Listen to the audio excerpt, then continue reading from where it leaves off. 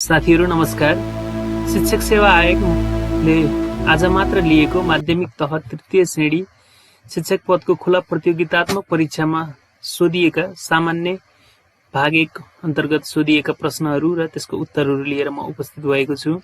यहाँ प्रश्नहरू जिगज्याग हुन सक्छ, प्रश्नहरू तलमाथि हुन सक्छ, प्रश्नहरू 50 वटै प्रश्नहरू मैले यहाँ समाधान सहित लिएर उपस्थित भएको छु। भिडियोलाई अन्तिमसम्म हेर्नुहोला। साथै परीक्षार्थी साथीहरूले आफूले कतिवटा प्रश्नहरू मिलाउनु भयो त्यो पनि चेक गर्नुहोला र कमेन्ट गर्नुहोला भन्ने आग्रह गर्दै म भिडियो सुरु गर्न गइरहेको छु। प्रश्न नम्बर 1, सूर्यको एक फनको घुम्न पृथ्वीलाई कति समय लाग्छ? क 360 दिन 5 घण्टा 57 मिनेट, बी 364 दिन 5 घण्टा 57 मिनेट, सी 365 दिन 5 घण्टा 57 मिनेट, डी 366 दिन 5 घण्टा 57 मिनेट। यसको सही उत्तर सी रहेको छ। प्रश्न नम्बर 2, गर्मी याममा तलका मध्ये कुन भागमा अति नै तातो हुन्छ? क तिब्बतियन भाग, ख डिकन प्लेटु, ग केन्द्रीय उच्चभूमि, घ छाँटो नागपुर प्लेटु। यसको सही उत्तर बी डिकन प्लेटु रहेको छ। प्रश्न नम्बर 3, हावापानीमा विविधता हुनुको कारण के हो? क धरातल, उचाइ र अक्षांशको स्थितिमा फरकपना, बी प्राकृतिक स्रोतमा विविधता, सी वनजङ्गलको स्थितिमा भिन्नता, डी माथिका सबै। यसको सही उत्तर डी रहेको छ। प्रश्न नम्बर 4, तलका मध्ये कुन चाहिँ संयुक्त राष्ट्र संघको मुख्य अङ्ग होइन? क अन्तर्राष्ट्रिय न्यायालय, international court of justice, B आर्थिक तथा सामाजिक परिषद, economics and social council, C सचिवालय सेक्रेटरियल, डी अन्तर्राष्ट्रिय मुद्राकोष, इन्टरनल मनिटरी फन्ड। यसको सही आन्सर डी रहेको छ। प्रश्न नम्बर 5, नेपालका प्रधानमन्त्रीहरूको कार्यकालको सही क्रम निर्धारण गर्नुहोस्।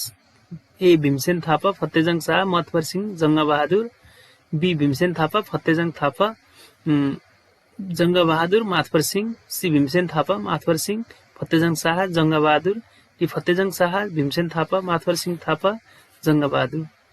यसमध्ये सही विकल्प रहेको छ सी। प्रश्न नम्बर 6, नेपालका महाभारत चुरे पर्वतहरूको बीचमा पर्ने क्षेत्र कुन हो? क ए भाबर प्रदेश, बी दुन प्रदेश, सी तराई प्रदेश, डी चुरे भाबर प्रदेश। यसको सही आन्सर रहेको छ B 7। The purpose of ICT in education is to A. Attract students, B. Make teaching learning interesting, C. Optimize learning outcomes, D. All of the above। इसको सही विकल्प रहेको छ डी। प्रश्न नम्बर 8, शिक्षक सेवा आयोगको काम, कर्तव्य र अधिकार तलका मध्ये कुन पर्दैन? ए शिक्षकको स्थायी नियुक्ति र बढुवाको लागि सिफारिस गर्नु, बी अध्यापन अनुमति पत्र प्रदान गर्ने, सी शिक्षकको सेवा शर्त र सुविधा निर्धारण गर्ने, डी माथिका सबै। यसको सही विकल्प रहेको छ सी। प्रश्न नम्बर 9, तलका मध्ये कुन प्रथालाई मानवीय संवेदनहीनको पराकाष्ठा वा कुथा भन्ने गरिन्छ? ए दाइजो प्रथा, बी सती प्रथा, सी कमैया प्रथा, डी देउकी प्रथा। यसको सही विकल्प बी सती प्रथा। प्रश्न नम्बर 10, कोभिडको बावजुद पनि आर्थिक वर्ष 2077-78 मा अर्थतन्त्रको कुन क्षेत्रको वृद्धि दर सकारात्मक रहेको थियो?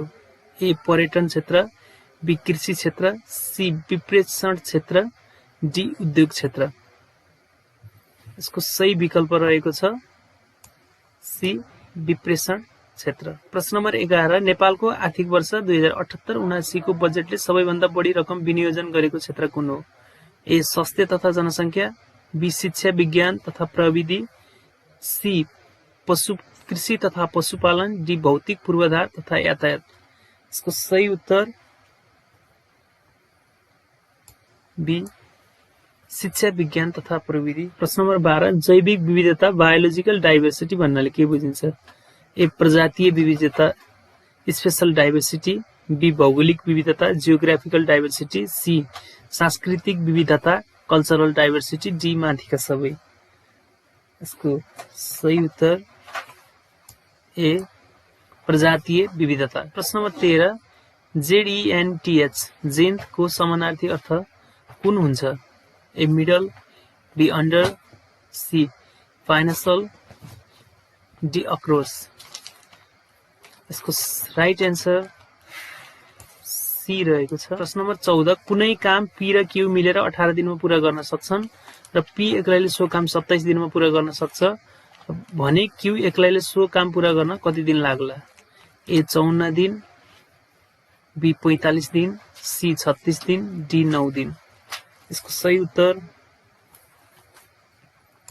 ए। प्रश्न नम्बर 15 निम्नलिखित विकल्पहरूमध्ये 3 वटा विकल्पहरू भएका शब्दमा कुनै न कुनै रूपमा समान विशेषता वा समानता छन् तर एक विकल्प अन्य भन्दा फरक छ, त्यो कुन हो?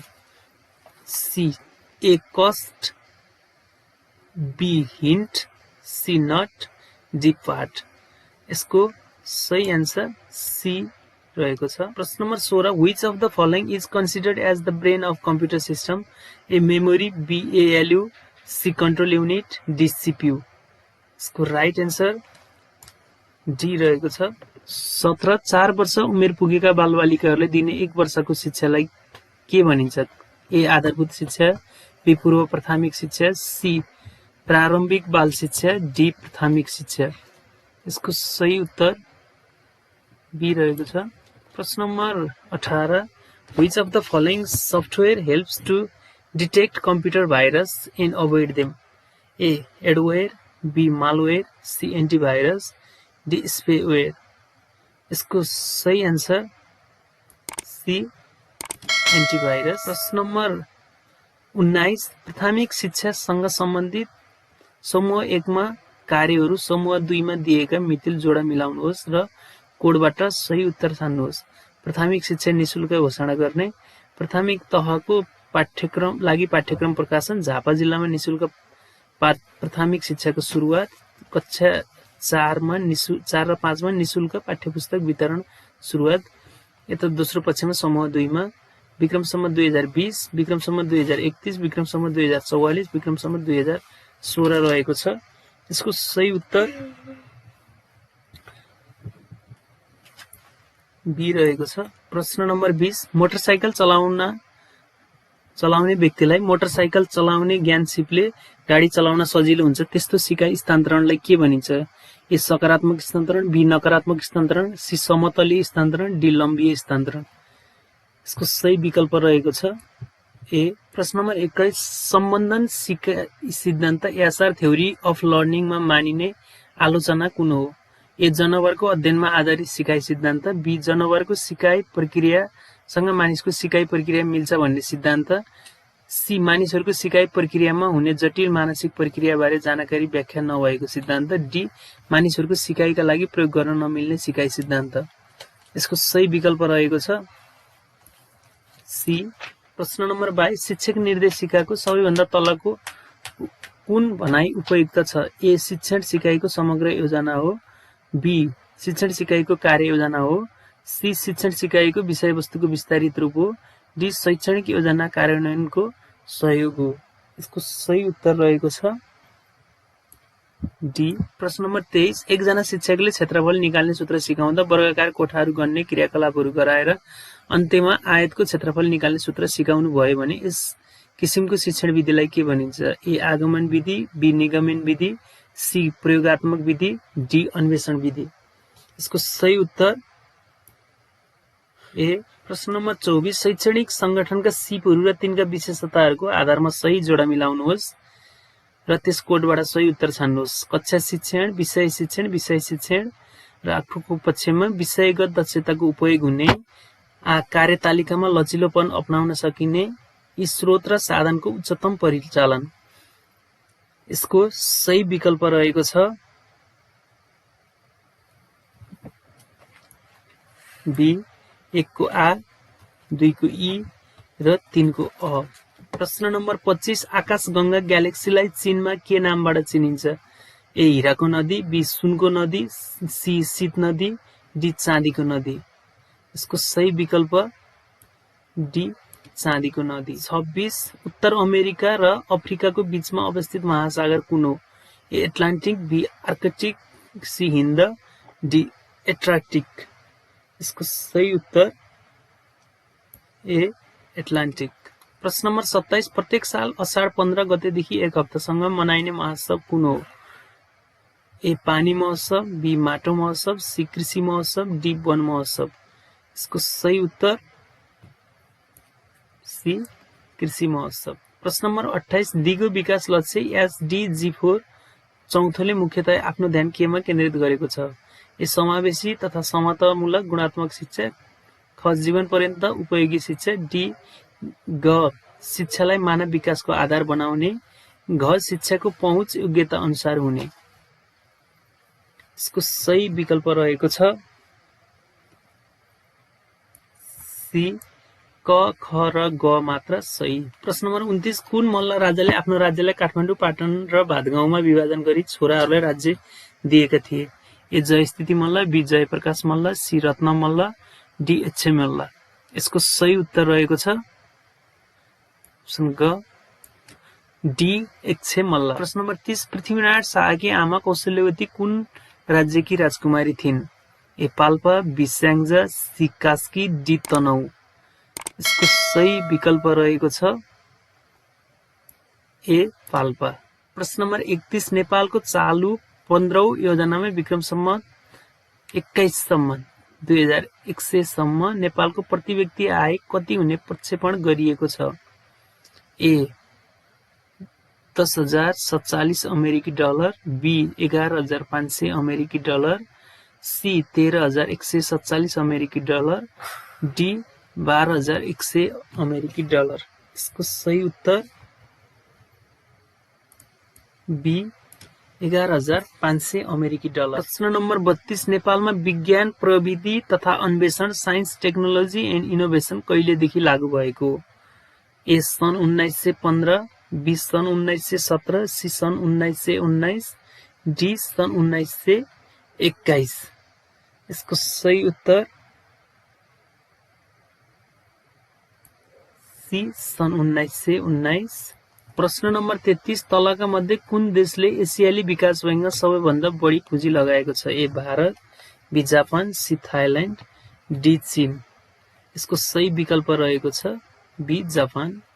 प्रश्न नम्बर 34 सूर्य यन्त्रको अवलोकन गर्न कुन यन्त्रको प्रयोग गरिन्छ? A telescope, B helioscope, C heliography, D telegraphy. यसको सही उत्तर बी रहेको छ। प्रश्न नम्बर 35 तलका मध्ये कुन फ्र्याक्सन भिन्न 3 को तल 4 भन्दा बढी 5 को तल 6 भन्दा कम छ? ए 1 को तल 2, बी 1 2 को तल 3, सी 9 को तल 10, डी 4 को तल 5। यसको सही विकल्प रहेको छ डी। प्रश्न नम्बर 36 तल PQRS मा दिएका शब्द समूहहरूलाई मिलाएर अर्थपूर्ण वाक्य भन्ने विकल्प छान्नुहोस्। Biodiversity and change in climate pattern 10, ख man through his tools, C leading to environmental degradation, घ हैज कज डिप्लेसन अफ। यसको सही विकल्प